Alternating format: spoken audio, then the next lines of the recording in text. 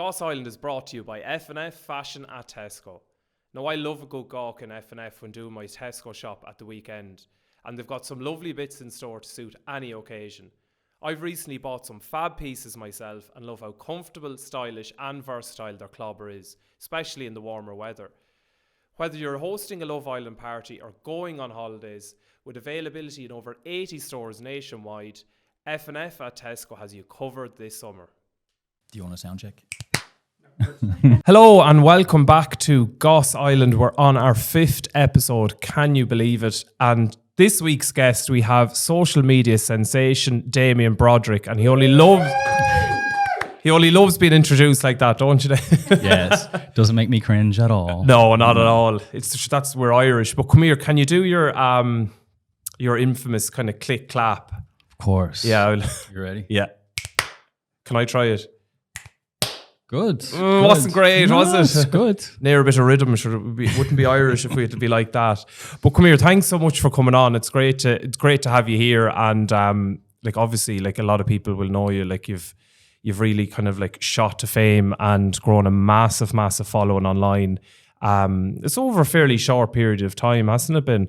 Yeah, so like it's really easy for me to explain because like the guys here at Goss would know me for years and years. So it took me 8 years to go from like 0 to 15,000 followers.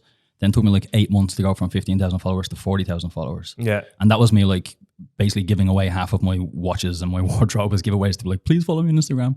And then it took me 90 days to go from 40,000 to 1.2 million. 90 days. I was refreshing and it was go up to like 100k followers. It was crazy, it was insane. Isn't it? Like, yeah, because no, in fairness, like we're saying that kind of you shot to fame over a short period of time, but like I known you for years as well, you've been plugging it away and you've been doing it really from the get-go, kind of when the kind of like influencers and bloggers kind of first started. So it's not like it might have happened overnight, but you've been plugging away for years and doing content. So. Yeah, I suppose that's like everybody's overnight success. Do you know what I mean? Like look at Messi, didn't become the best footballer in the world without playing football every single day for years and years before people knew who he was. So every single overnight success, to some degree, someone's been plugging away at something for ages. So, but I mean, it literally was in 90 days. I went from like quote unquote a nobody to quote unquote a somebody. Still a nobody. Just people click their fingers at me in the streets now. It's a bit weird. Yeah, do they do that? Yeah, someone done it out the car window this morning. They were like stopped in traffic. They were like, I was like, that is nice. I suppose that's a nice part of it as well. Like. Yeah. Like it is a bit strange, but I suppose it's new, so I suppose I'll get used to it. I couldn't imagine what it's like to be an actual celebrity. I just get dressed on the internet. It's no big deal. Well, people seem to love it. That's the thing. Yeah, like I mean, it could be worse. It could be getting undressed on the internet. So well, there's OnlyFans for that as well. No, thank you. Are you sure? I'm sure there'll be plenty that will be only happy to look at it and subscribe. Trust me, this body has not been in the gym for a long time. It is not ready for that sort of thing. You can leave the top on. We can always do everything else. We can always do a Goss Island exclusive discount as well. You can hear for like an AF link or something. Yeah, exactly. Like for I'll veer away from that now quickly because we're getting dangerous waters. But what do you think was kind of like the recipe for your kind of like such an increase in the following? Was it kind of doing those reels, the getting ready with me reels in the morning? Yeah, I suppose on the non-technical answer would be consistency. I was uploading a reel every single day for almost 2 years. And then the technical answer would be like when I started TikTok, it took me a year to go from 0 to 900k. So what it took me almost 10 years to do on Instagram, TikTok done it in less than a year. But then Instagram was really stagnant. So I was like, I can't allow Instagram to be stagnant, but I'm not going to waste time creating Instagram specific content to a platform that's not growing. So I'll just take the outfit video that I'm making and I'll just upload it to the two platforms separately. But then obviously one day Instagram or Meta looked at the market share and said, okay, we need to pull some of this back from TikTok. So what do? We change our algorithm. And the algorithm obviously looked at my platform and said, okay, this guy is doing exactly what we want creators on this platform to be doing, which is create a reel every single day. So the algorithm obviously just looked at my profile and just pushed it. Yeah. So I suppose there's a degree of luck there, but yeah, consistency. And then, I mean, reels are, it's the bread and butter of Instagram now. It's what the platform wants you to be doing. So if you're pumping out reels, you're going to grow. Oh yeah. Like as I say, like they were saying for ages there, the static posts were dead. It was all about reels. And I think the static posts kind of have come back slightly. They're kind of saying Now what I'm hearing is carousels kind of like are kind of doing well in the algorithm, but it's still reels that are. But that's just because like people are pausing on your content because they have to swipe through it. So the algorithm like will literally be able to detect how long someone has paused on your actual post. So if it's a carousel, they're swiping away. And then obviously everything is SEO based now. So if you're posting a reel and you have captions on the actual video, hashtags don't really matter too much anymore because their AI algorithm is looking at the keywords in the actual description or the caption of the post. So everything is like searchable content now.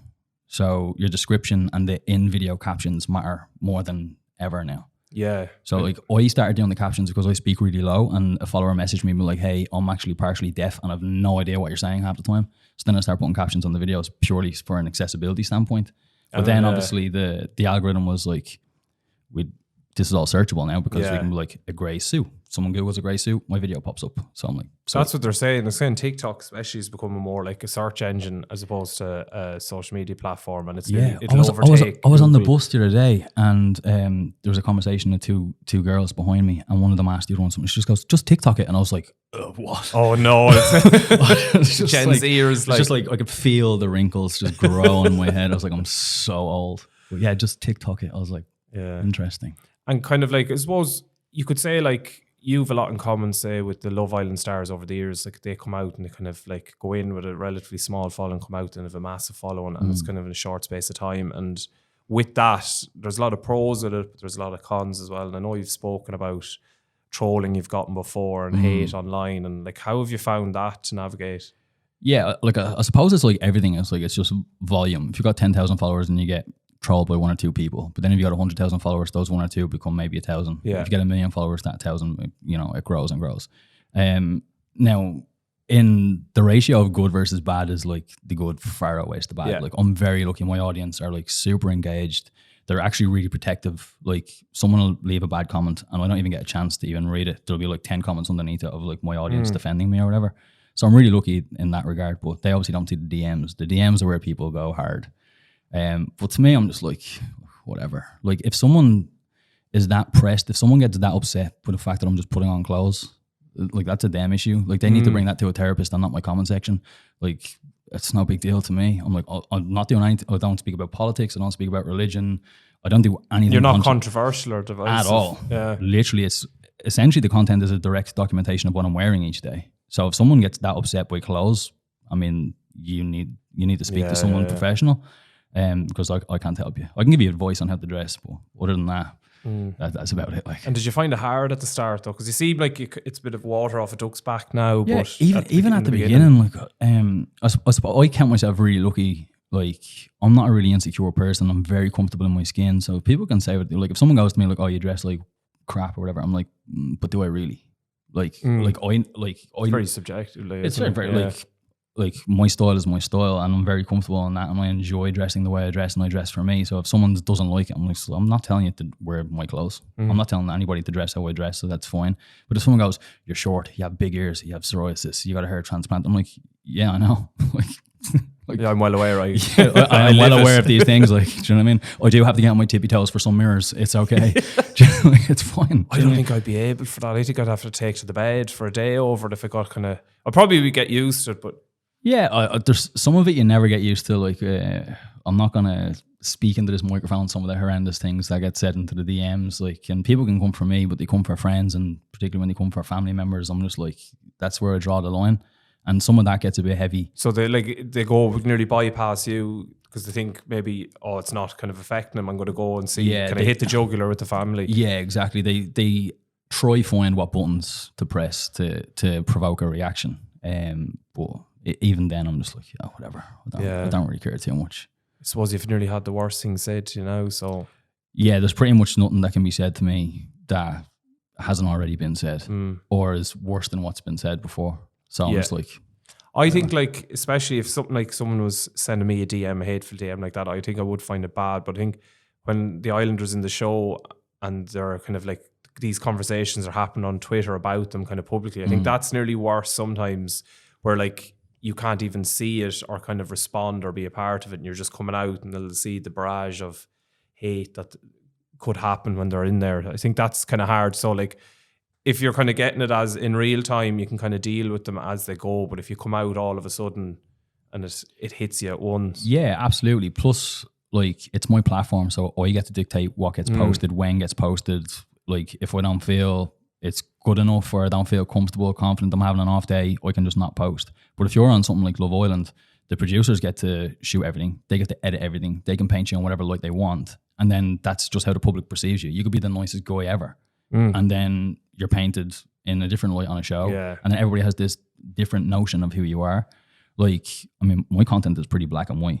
I mean, I probably say the guts of 20 words in 40 seconds. Yeah. Do you know what I mean? It's like basically, let's get dressed, trousers, short, shoes, watch. So like, I actually don't speak that often, that much in it. So people can't really take much out of context or twist anything. Yeah, they can't really twist much. But I mean, if you're on a show, things can be taken out of context, things can be twisted. And then obviously when you're on a dating show, like how you treat a potential significant other, that can trigger a lot of people. People might have some past trauma, things like that. And then, you know, that could stir up a lot of emotion, and then they project that emotion through a tweet or an Instagram post or whatever else. So although probably the amount of trolling is probably similar, but the type of trolling is probably a bit different. Yeah. And would you go on reality TV yourself? I actually auditioned for Love Island years and years and years ago. Yeah. What year was that? What year was Cam on it? Oh, so that would have been Olivia Atwood. Yeah. Olivia Atwood, Cam, Chris. Yeah. Years and years ago. Yeah. Yeah. The audition process is quite funny. What was it like? So you do lots of phone calls. They ask you like what your ideal, you know, woman would be, so to speak. They ask you who your celebrity crushes are. They ask you, like, how would you go about asking someone on a date? What is the weirdest way you've ever asked someone on a date? Like, kind of questions like that. Yeah. And did they film any of it then? And like did you have to go on Zoom? So when you get to the later stages, you do like an in-person thing, and then they do like screen tests and stuff to see if you're pretty enough for the TV. Oh, cool. Yeah. Well, that's just my assumption. There's probably not like, it probably is. Probably maybe part of it. Yeah. Probably part of it. Yeah. And would you go on it now? No, I'm too old. Well, age aside, like age aside, even though you're not old, I'm older than you. I don't know. I don't think so. I'm a bit of a hopeless romantic. I'd like to meet someone not on a reality TV show. So just on the audition, like kind of like what kind of like who was your ideal girl back then, and has it changed now? See, I obviously get this question all the time as well. Like, especially when you're a lad and you're with your mates and they're all like, "Oh well, who's your celebrity crush? What's your type?" Or if you're texting a girl and they're like, "Oh, what's your type?" I actually don't really have a type. To a degree. Yeah. Like, so like celebrity crushes, right? I think Taylor Swift is like beautiful. I also think Adele is beautiful. Those two women look nothing alike. I have this really weird thing with a mouth shape. Mouth shape? Yeah. So what, like, you know, like Avril Lavigne, right? Or do you know Sophie Lloyd, who was Machine Gun Kelly's guitarist? No. Like, you can look her up on Instagram, right? And I'm telling you, her top lip and Avril Lavigne's top lip are basically the exact same thing. And if a girl has, this is the weirdest thing ever, right? And like, I will be. Is this a new fetish for after unboxing here? Like, I'm not even joking, right? if a girl has that mouth shape, I'm sold. I'm like, what kind of shape is? It's like. Do they have a thin enough lip? Yeah, so there's like a slightly thinner top lip, and it's like slightly wider and thins towards the edges, and then when they smile, then it's like it gets even thinner, and then there's like nice teeth. And just look up Sophie Lloyd, Avril Lavigne, smile. Taylor Swift has a tiny bit of it. Just look that up. That's like, there'll be a lot of girls that'll be happy to hear that, because like, you know, there's a lot of Irish girls have thin lips, and then there's a lot of cosmetic places that are like, Damien, shut up. But no, like that, like I don't really have a type. Like, I mean, if you can make me laugh, if we get on, like of an odd sense of humor, so if our sense of humor get on, like little things like that, I suppose. In what way would your sense of humor be odd? Like, people, like, I wouldn't say that I'm funny, but I'd be quite witty. So someone would say something, and then I'd kind of interject, and people like, ha, ha, you'd be sharp enough, kind of like. Oh, I don't know about sharp, like slightly less blunt or something. But like, yeah, I mean, if someone has a good sense of humor and they can take a bit of a joke and a laugh and a bit of banter, and spontaneity. If someone obviously I'm very lucky to do what I do, so if I, like, within reason of a bit of free time. So if I say something, "Oh, do you want to go do this?" And they're like, "Okay, yeah, let's do it." Yeah. Then I'm like, "Oh yeah, this is great." Because like that sense of adventure and the sense of like excitement is really cool. But I also get like, you go to someone, hey, you want to go do this? And they're like, I have work because like I'm a functioning human being. I don't just get to post Instagrams. So I obviously have to deal with that. And is there anyone in the island that would be your type on paper if you were to be in there? I know it's hard when you don't meet them in person. Yeah. If I was in the island right now, Caddy would be the person that I would. She have a bit of a thin upper lip as well. I think I can see the pattern now. Does. And we need the guys to put up on screen now all those top lips in row, and then we could. Yeah. That'd be a good game actually, as we put out a load of top lips and see can you guess who they are. Avril. Yeah, that's Avril. Sophie Lloyd, Caddy. But yeah, Caddy's got a really nice eye shape as well. Yeah, she kind of has cat eyes. Yeah. She's beautiful. Yeah. Beautiful girl. Like, I'm gay and I do fancy her as well. Like.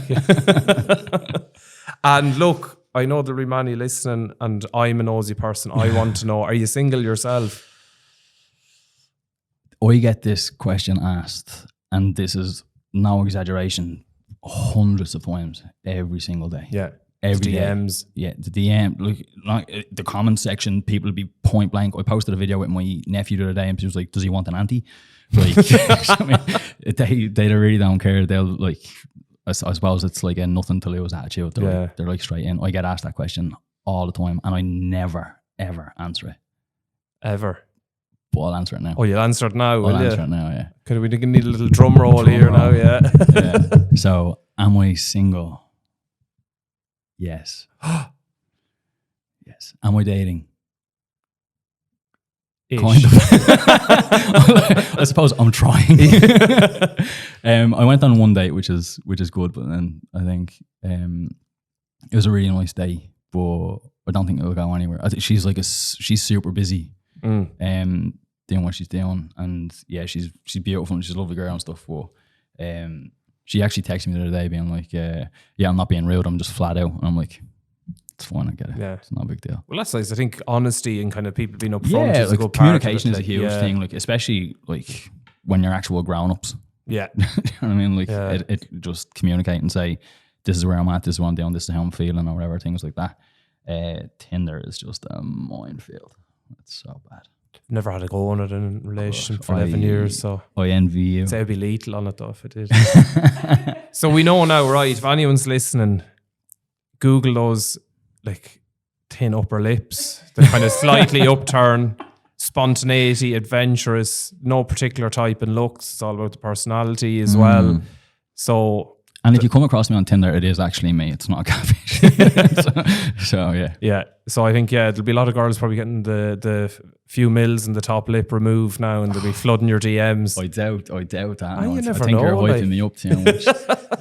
Well, you're getting a lot of interest, so there is. Yeah, but this is interest from people that are like, in America or in things, and they see this entity almost on the internet, and they have this, idea, and then they meet me in person, like, oh, you're much shorter than I thought. To be wanting you to come into the bedroom and do the click and clap before it, like those 70s lights that like click on and off, and it's like a strobe light every time I do this. No, it's like being single is being single. Like, I mean, I'm just kind of taken as it comes. If something happens, it happens. Like you don't want to it'll happen when it happens, as they say. Yeah, maybe after this episode it might expedite things. Like, maybe I'm like in a coffee shop, I turn around, bump into her, and it's like, oh, it's me while reading a book of poetry, maybe. And but the book is upside down because I don't actually read it. The busker outside is on the violin. Things like that. Everything matches up. The barista behind gives her the coffee on the house, says that I paid for it even though I didn't. I don't know, like, this is my brain. This is where my brain goes. It's like, it's just goes off on tangents. Yeah. It's a fun tangent though. Come here, how would you deal with, right, if you're in there and you're either coupled up with a girl you like, or there's one that you're chatting to you like, and then she's robbed off you? Like, how would you kind of process that, or how would you deal with it? I suppose it's very difficult. Like, when you're not there, you don't really experience that. But I suppose it depends on how much you like this girl. I suppose, like, I'm a pretty open, honest person. Communication is key. So I'll just pull her for a chat and be like, okay, this is where I stand. Like, if you're into me, sack him off. If you're into him, sack me off. No big deal. I'd be sitting there on the daybed with my water bottle, absolutely bulling. But do you know what I mean? I'd be trying to play it cool and be sweating bullets and my heart down palpitations, and I'd be like avoiding them at all costs. I'd be like, what would you do if she was like, Damien, I really like you and want to continue being coupled up with, but I want to keep my door open and see where this chat goes with this person? I'd be like, babe, if that door is open, take a walk right through it. Oh, you'd be gone. Yeah. Like if the conversation says like, oh yeah, we're coupled up and I want to stay coupled up, but I want to be open to get to meet other people, I'm like, if you want to meet new people, go meet new people. That's fine. It's not a big deal. It's like, it's not like it's a me or them sort of thing, but it's like you're either in it or you're not. You can't have your cake and eat it. And I think like, especially like a lot of the men in Love Island tend to want their cake and eat it. Yeah. But for me, it's just like, they're a bit emotionally stunted, aren't they? In there, the lads. No comment. I suppose they are young. We have to like, we're looking at it through a lens of early 30s, and that's it. And the thing is, like most young men do lack in emotional intelligence, and it does take, you know, a bit of experience, and it does take relationships to build that, because it's generally a woman that teaches you. Yeah. So like, and that's kind of what we witness in Love Island quite a lot. It's a lot of really young men that haven't actually had really long-term relationships. Have probably never had their heart broken. Probably never actually really loved someone and had that relationship break down for a reason X, Y, or Z. So without those experiences, how can you really know how to deal with those things? Or particularly like if you really fancy someone and then she's like, oh, I want to get to know other people, then if you're a young guy and don't have the emotional intelligence, what that actually does, it just bruises your ego. So then what happens is then you lash out. That provokes a reaction then, and then that reaction generally is just like, where's the next lady, where's the next woman? Zoom. Neanderthal kind of thinking. Exactly. Like, you know, if your ego gets bruised, then you can't kind of check it for a minute and then reevaluate and then make your next move in a bit more of a calculated way, then I mean, it's kind of a recipe for disaster. Yeah, I think if that was me in there, I would just, that's fine, off you go, and then I just do something to make them jealous. Yeah. That's my thinking, but that's a gay man's thinking. So vicious.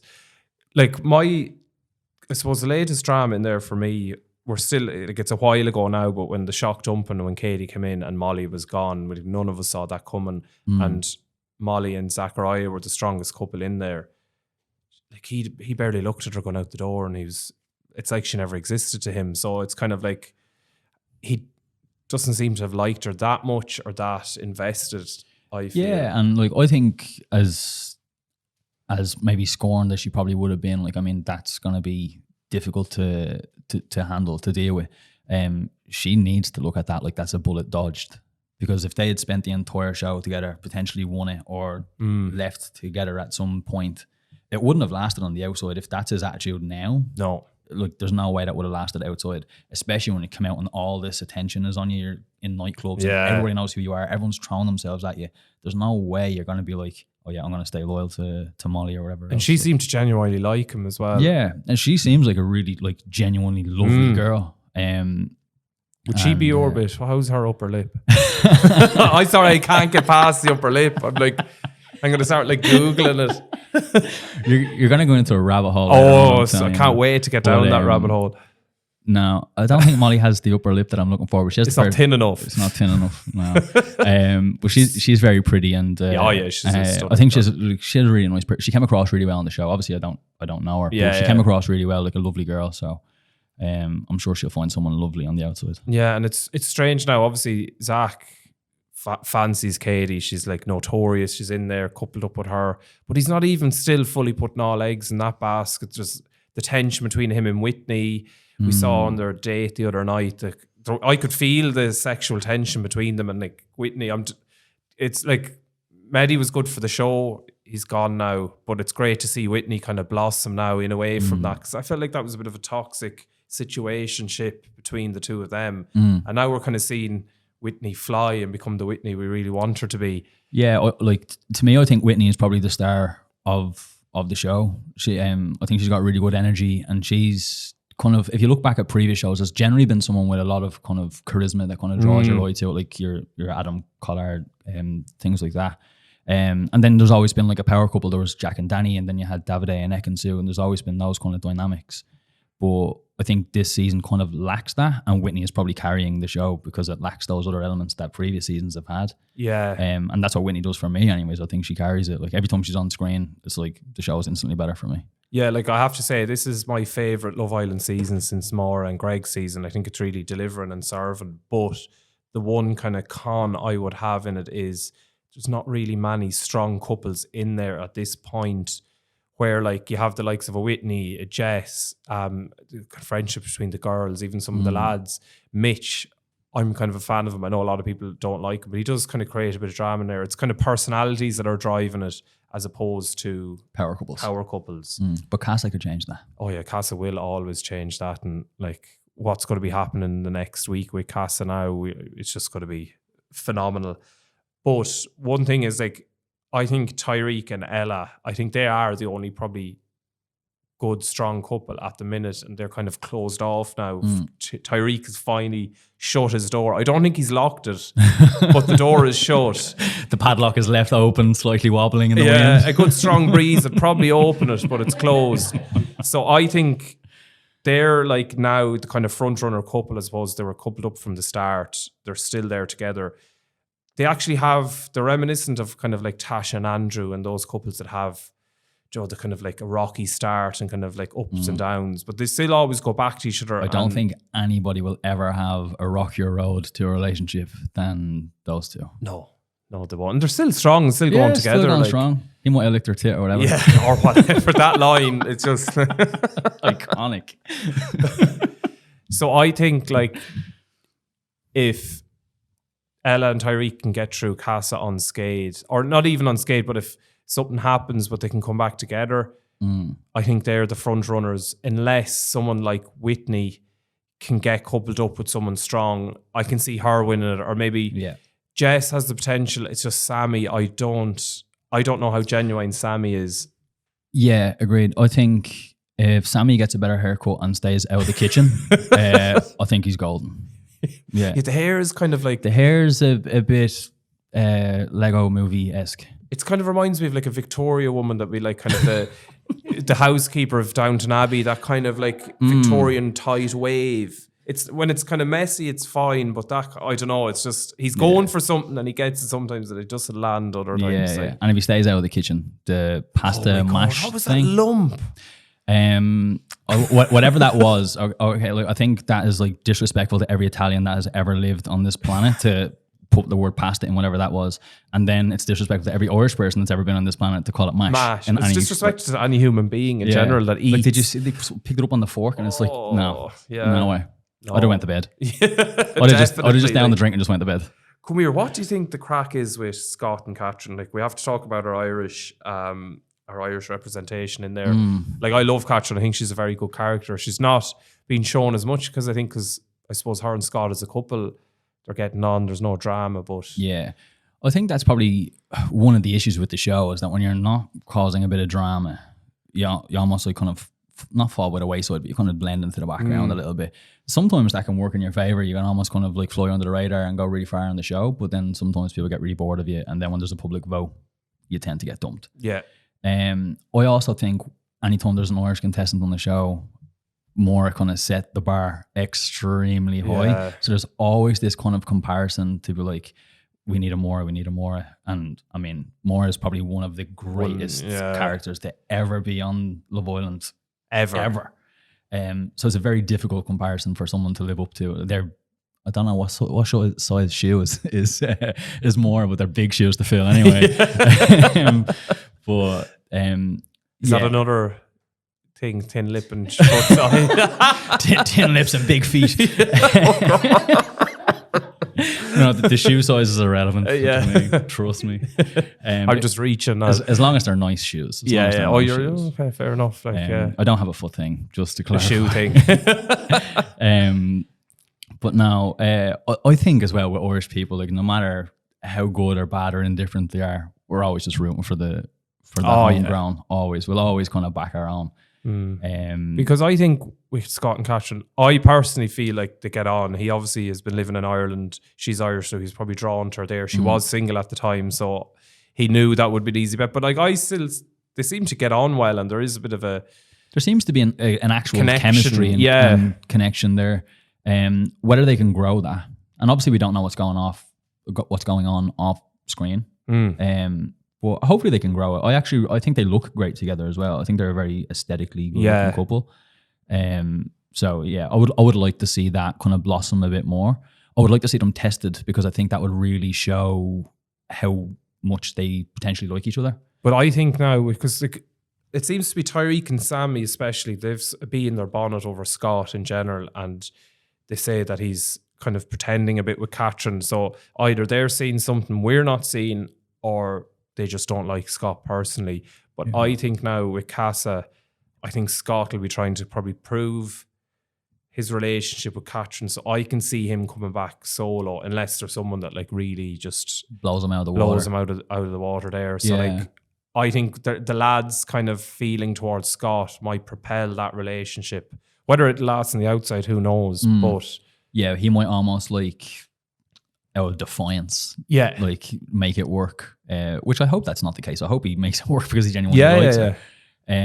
But then, I mean, there's always the side of the game playing. So if one couple sees themselves as like, well, we're the strong couple here, and then there's this other couple, then if we can kind of drive a wedge there, if we can create that's this true, kind of thing, actually, they might be able to kind of store a bit of drama, put a bit of doubt into the other Islanders' minds, and then a bit of doubt into the public's minds. Then when a recoupling happens or there's a dumping, then one couple then outlasts the other couple. Because if there's only two couples in the entire villa, if you can manage to break that one up, then you're a front runner on your own. So that's probably what Sammy and Tyreek maybe are up to, because they probably would be the strongest couples at the minute, and they're probably trying to... There's probably potential there to drive a wedge there. They probably have their eye on that big prize at the end. Yeah. Which is a long way off.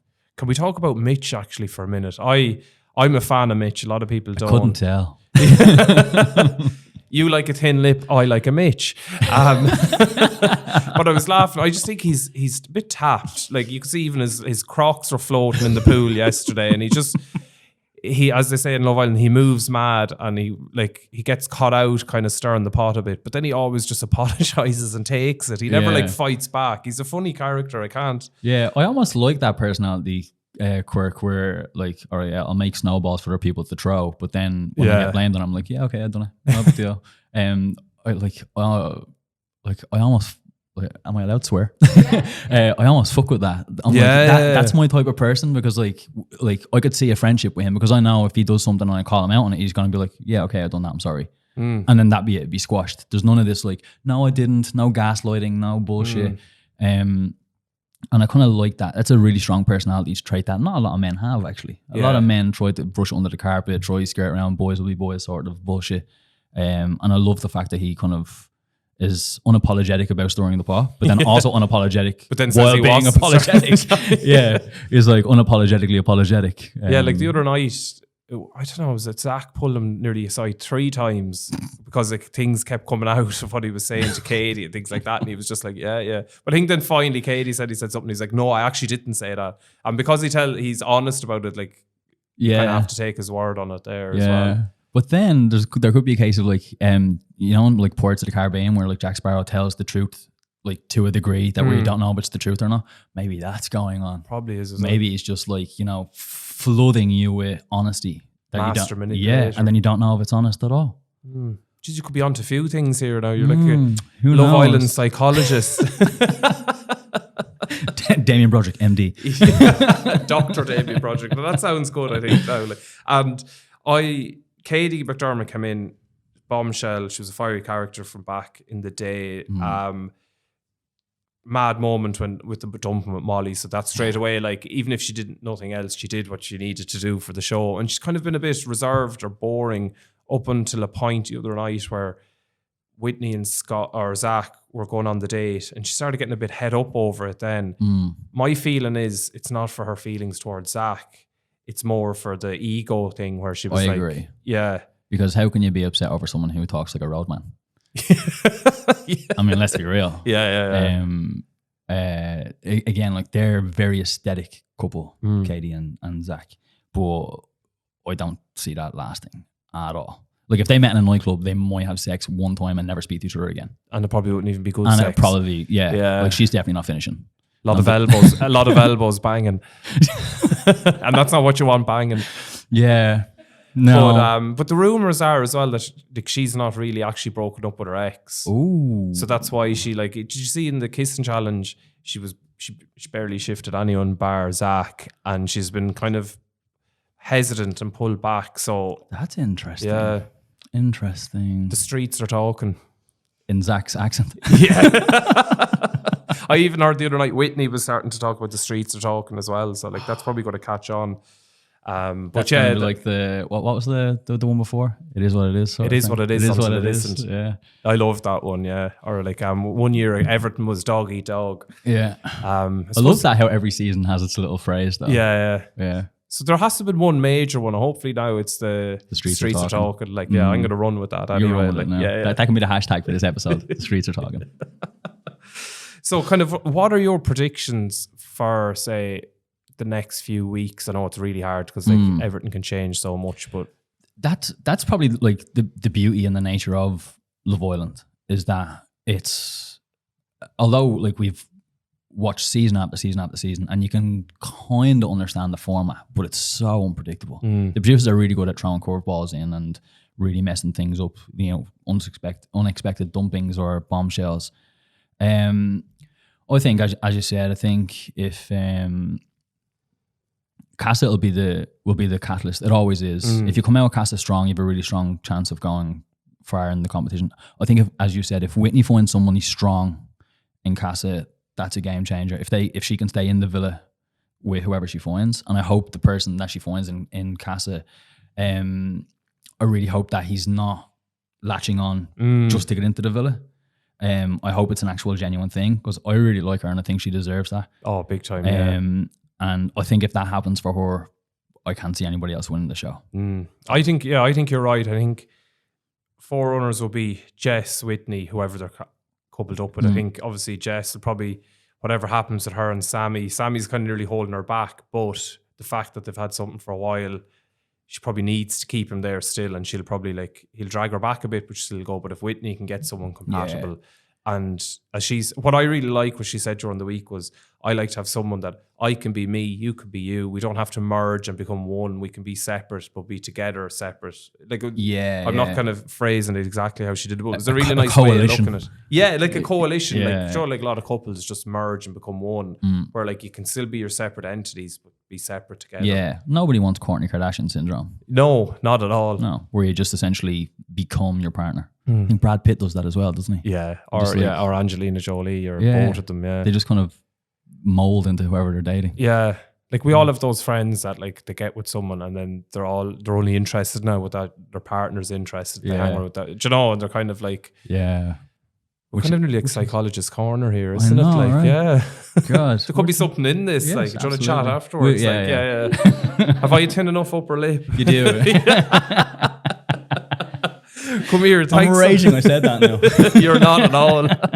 One final note as well. Not long enough the press, a few days now, but Davide and Ekin-Su are no more. And friends of the Goss team as well. Yeah, big supporters of Goss as well. Yeah, and I was lucky enough to meet the two of them at the Gossies just gone, and they just seem so lovely and so in love. I was really shocked when it was called a day, and shocked. It was almost like the story that Davide posted. It was almost like, we're not together anymore. I was just like, oh, okay. I feel like it was a bit more one-sided. She was a bit more into it than maybe he was, and I feel like he probably was like, I'll drag this out as long as I can so it doesn't seem like it was forced, but who knows? Who knows what goes on behind closed doors?